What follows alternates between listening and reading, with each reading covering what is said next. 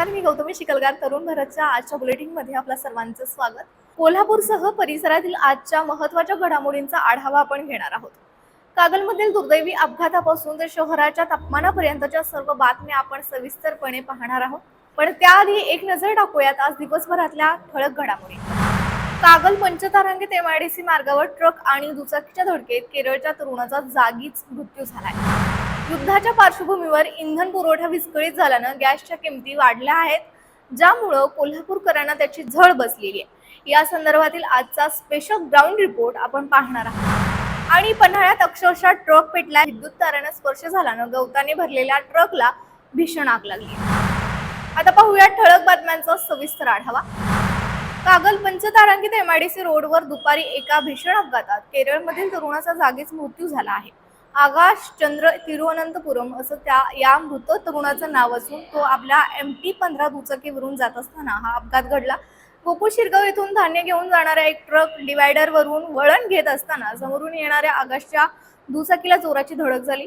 धडक इतकी भीषण होती की आकाशच्या जागीच मृत्यू झाला. या अपघातामुळे कागल MIDC मार्गावर वाहतुकीची मोठी कोंडी झाली होती. पुढील कायदेशीर कार्यवाही सुरू आहे. भुदरगड तालुक्यातील पिंपळगाव इथं भर दिवसात झालेली घरफोडी स्थानिक गुन्हे अन्वेषणाच्या पथकानं उघडकीस आणली. मूळचा बेळगावचा असलेला सराईत गुन्हेगार सुमित महादेव निकम याला पोलिसांनी बेड्या ठोकल्यात. तपासात धक्कादायक बाब समोर आली असून हा आरोपी महिलांची लगट करून त्यांना चोरीचे दागिने विकायला लावत असे. पोलिसांनी त्याच्याकडून 2 मोटारी आणि सोन्याच्या दागिन्यांसह 13 लाखांचा मुद्देमाल जप्त केलाय. इराण-इस्रायल युद्धाच्या पार्श्वभूमीवर घरगुती आणि व्यावसायिक गॅसच्या दरात केलेली भरमसाठ वाढ ही जनतेची लूट असल्याचा आरोप करत आज शेतकरी कामगार पक्षाच्या वतीनं शाहूवाडी तहसील कार्यालयावर जोरदार निदर्शनं करण्यात आली.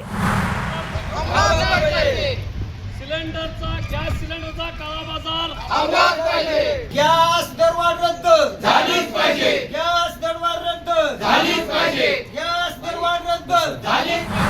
इराण-इस्रायल युद्धामुळे आखाती देशांतून होणारा गॅस पुरवठा विस्कळीत झालाय. याची झळ थेट कोल्हापूरला बसत असून यामुळे गॅस धारकांमध्ये तीव्र संताप व्यक्त होतोय. याच पार्श्वभूमीवर आज कोल्हापुरातील छत्रपती संभाजीनगरमध्ये गॅससाठी नागरिकांच्या मोठ्या रांगा लागल्याचं आणि त्यामध्ये त्यांची बाचाबाची झाल्याचं चित्र पाहायला मिळाले. हे युद्ध आणखी किती काळ चालेल आणि हे संकट कधी संपेल याकडे सर्वसामान्यांचे डोळे लागलेत. या संदर्भातील आढावा घेतला आहे आमचे प्रतिनिधी साजिद तिरजादे यांनी. माझ्या नवऱ्याचा डब्बा मी 3 दिवस केला नाही. सिलेंडर आहे म्हणून मेसचं खाल्लंय आणि मी स्वतः पण ऑफिसला गेलेले नाही. हा मोठा प्रॉब्लेम झालाय. आम्ही भाडेकरू आहे, आम्हाला इथं मिळत नाहीये का तर आमचा कोण सिलेंडर घ्यायला नसतं. आम्ही स्वतःच यावं लागतं.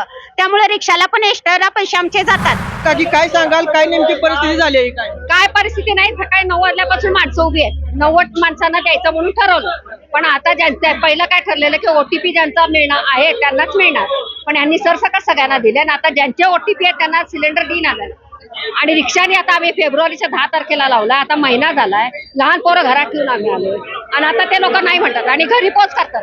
4 दिवस झाले फोन करायला लागले. फोन ऑफिसमध्ये पण उचलत नाहीत, गाडीवाले ड्रायव्हर पण उचलत नाहीत. कोल्हापूरच्या पन्हाळा तालुक्यातून आज दुपारी गवताने भरलेला ट्रक घेऊन चंद्रकांत डोम आपल्या गावी चालले होते. यावेळी पोहाळे इथं मुख्य रस्त्यावर ट्रकचा विद्युत तारांना स्पर्श झाला.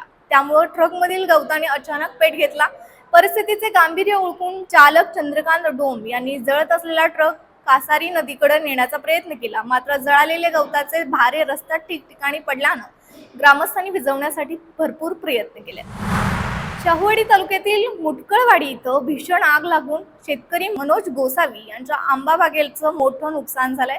या आगीत 80 आंब्याची झाडे, 30 नारळाची झाडे आणि ठिबक सिंचन संच जळून खाक झालाय.